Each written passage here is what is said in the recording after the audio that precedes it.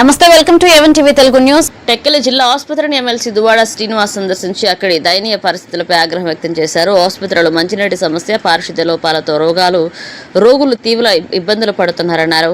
కేంద్ర మంత్రి రామ్మోహన్ నాయుడు, రాష్ట్ర మంత్రి అచ్చెన్నాయుడు ప్రాతినిధ్యం వహిస్తున్న ప్రాంతంలో ఇలాంటి పరిస్థితులు ఉండడం దురదృష్టకరమన్నారు. జగనన్న హయాంలో నిర్మించిన ఆసుపత్రిని నిర్లక్ష్యంతో సర్వనాశనం చేశారని ఆరోపించారు.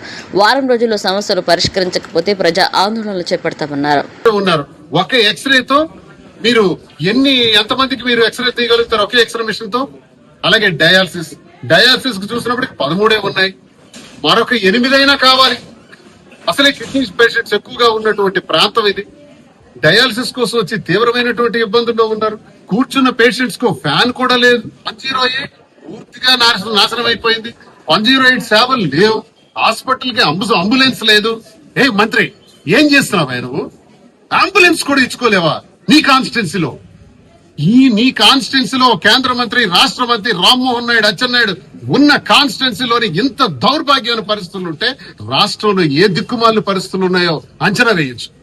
ఇంత దౌర్భాగ్యమైన పరిస్థితుల్లో మరి క్లీనింగ్ లేదు, శానిటైజేషన్ దౌర్భాగ్యంగా ఉంది, వాటర్ సమస్య చాలా తీవ్రంగా ఉంది. నేను ఒకటే చెప్తున్నా, శానిటైజేషన్ వెంటనే రెక్టిఫై చేయండి. తిరిగావా ఎక్కడైనా? వాడికైనా పోయావా? బాత్రూమ్స్కి వెళ్ళావా? టాయిలెట్స్కి వెళ్ళి చూసావా? అని వాట్స్ తిరిగావా? ఒకసారి అందరి డాక్టర్స్ నీళ్ళు కలిసావా? నీకేం తెలుస్తుంది? ఒళ్ళు బలిసింది బాగా. ప్రజలు అలా పోతే నీకేం పోయింది? మంత్రి అయిపోయినా కదా, ఇష్టానుసారంగా బిహేవ్ చేస్తున్నారు. ఖబర్దార్ అచ్చెన్నాయుడు, రామ్మోహన్ నాయుడు, హెచ్చరిక చేస్తున్నాను.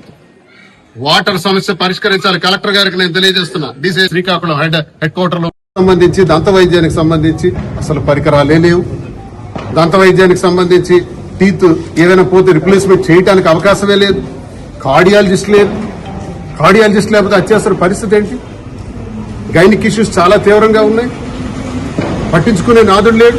ఇవన్నీ కూడా రెక్టిఫై చేయమని ఒక వారం రోజుల సమయం ఇస్తున్నాను నేను అచ్చెన్నాయుడికి, రామ్మోహన్ నాయుడికి, ఈ ప్రభుత్వానికి. లేదు అంటే ఇక్కడే నేను తీవ్రమైన ఆందోళన చేస్తాను. ప్రతిరోజు 8 గంటలకు వచ్చి నేను ఇక్కడే కూర్చుంటాను. డాక్టర్స్ కూడా లేటుగా వస్తున్నారని విన్నాను. ఒక 4-5 డాక్టర్స్ పనితీరు పర్వాలేదు.